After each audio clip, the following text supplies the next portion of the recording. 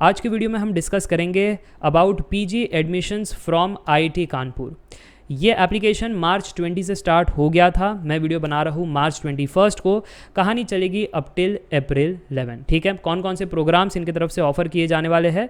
So MTech in all this branches, MS by research in all this branches, similarly ME MTech या MS in cyber security, PhD programmes in all this branches, so on and so forth. ठीक है, अब जो important criteria है वो है सबसे पहले सबसे इंपॉर्टेंट कि 55% एग्रीगेट मार्क्स होना चाहिए इन दी इंजीनियरिंग बी टेक, तब आप इसके लिए एलिजिबल हो, या फिर 5.5 CGPA आउट ऑफ 10। अगर ये नहीं है आप एलिजिबल नहीं हो।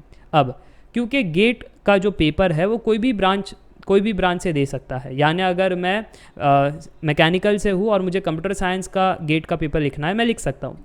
बट फिर क्या यहाँ पर आईआईटी कानपुर ने कोई रेस्ट्रिक्शंस लगाया है कि इन ब्रांचेस को इन डोमेन्स में एडमिशन मिलेगा या नहीं? आंसर इज़ येस, रेस्ट्रिक्शंस है। वो रेस्ट्रिक्शन जानने के लिए ये वाले लिंक पर अगर आप क्लिक करोगे तो ये पेज ओपन हो जाएगा। गेट का पेपर कोड यहाँ पर दिया गया है। अब मैं एक्सप्लेन करना चाहता हूँ क्या मैं कहना चाहता था।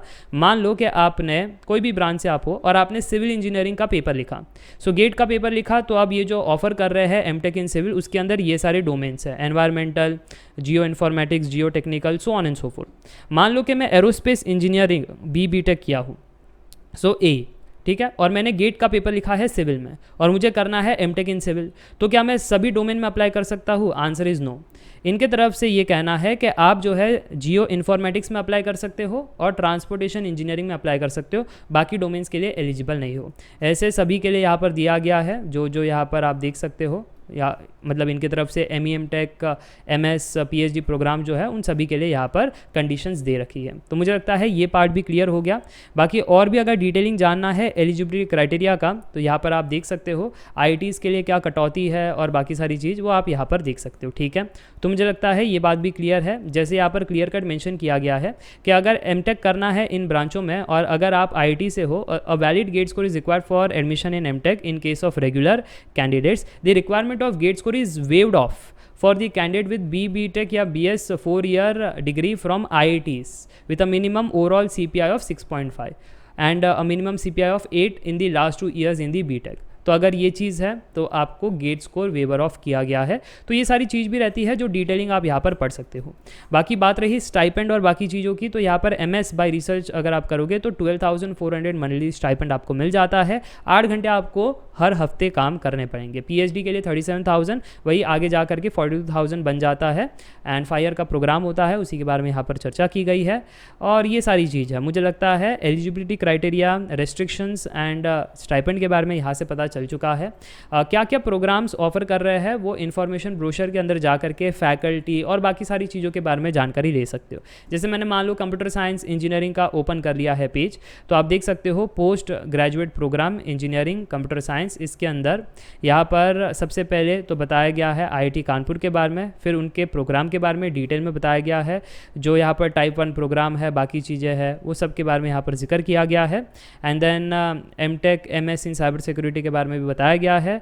और आप देख सकते हो दैट इनके जो प्रोजेक्ट्स है, लैब फैसिलिटीज़ है, जो फैकल्टी लिस्ट है, कहाँ से है, कौन है, किस में एक्सपर्ट है, सब कुछ डिटेल में दिया गया है। तो आपको डिसीजन मेकिंग में काफ़ी आसानी हो जाती है। ठीक है, तो मुझे लगता है ये पेज का इंपॉर्टेंस भी आपको समझ में आ गया कि इन्फॉर्मेशन ब्रोशर किस काम का होता है। तो पूरा डिटेल में यहाँ पर दिया गया है।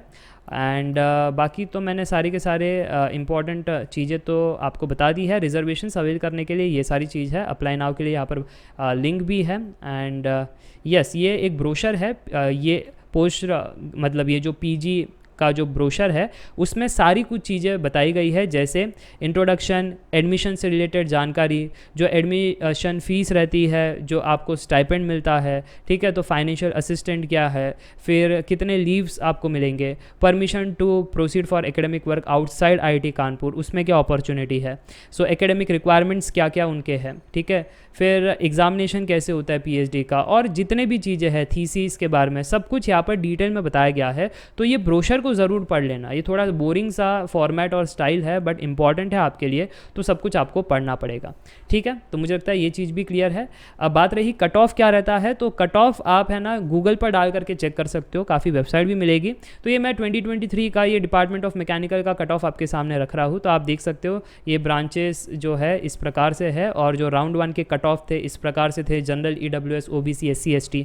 वही राउंड 2 में कम हो जाता है, राउंड 3, राउंड 4 है ना, ये चलता रहता है और कम होते जाते हैं। तो मुझे लगता है ये बात क्लियर है। एंड इसके अलावा आपके जो क्वेरीज है वो शायद प्लेसमेंट रिलेटेड रहेंगे, तो IIT का टैग लगने के बाद तो प्लेसमेंट तो अच्छी मिलनी ही है compare to the other engineers in that domain. ठीक है, पहला पॉइंट तो ये है। दूसरा पॉइंट, एमटेक में रह करके भी आप गेट एग्ज़ाम वापस से लिख सकते हो फॉर दी PSU जॉब, तो वो भी एक मौका आपको मिलता है।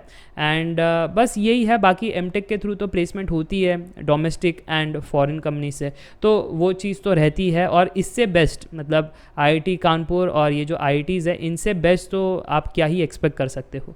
सो ये सारी चीज़ें तो प्लेसमेंट का ज़्यादा टेंशन है नहीं। हाँ, PSU का भी रास्ता ओपन होता है, ये चीज़ आपको पता होनी चाहिए।